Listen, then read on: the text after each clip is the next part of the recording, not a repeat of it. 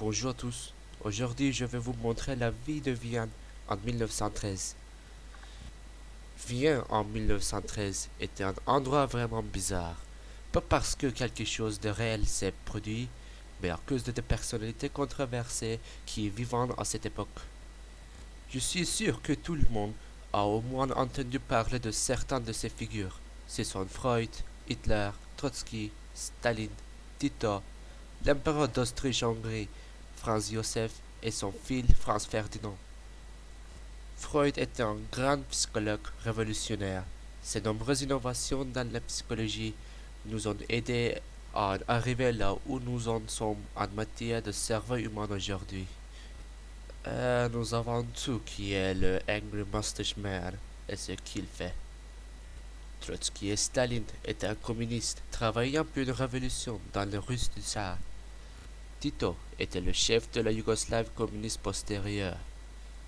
Et l'empereur et son fils, était l'empereur et l'héritier de l'un des plus grands empires de l'époque. Plus tard, le meurtre de Franz Ferdinand a provoqué la Première Guerre mondiale en 1914. Ces personnes importantes vivant tout à Vienne en 1913, à quelques kilomètres seulement les unes des autres. Je vois cela comme une coïncidence très explosive. Pensez à ce qui se passait si Staline et Hitler étant dans le même café, partageant une verre, tout en parlant de leurs idéologies.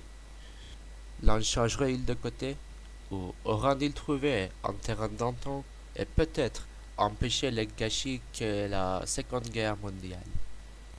Ou peut-être que l'empereur ou son fils se sont assis pour un café avec Hitler ou Staline?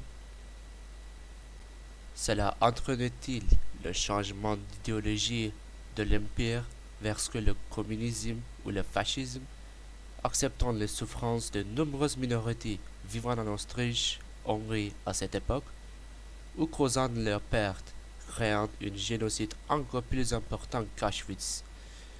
Les possibilités sont vraiment infinies, mais de mon point de vue, beaucoup de choses auraient pu changer si, comme je l'ai dit, ces gens venant juste de partager un café entre eux, de parler de leur point de vue sur le gouvernement et la société dans son ensemble, mais malheureusement, aucune de ce qui s'est jamais passé.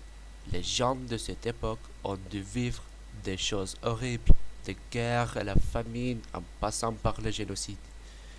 N'oubliez pas que l'ouverture d'esprit peut toujours conduire à des résultats plus satisfaisants. Merci à tous d'avoir regardé.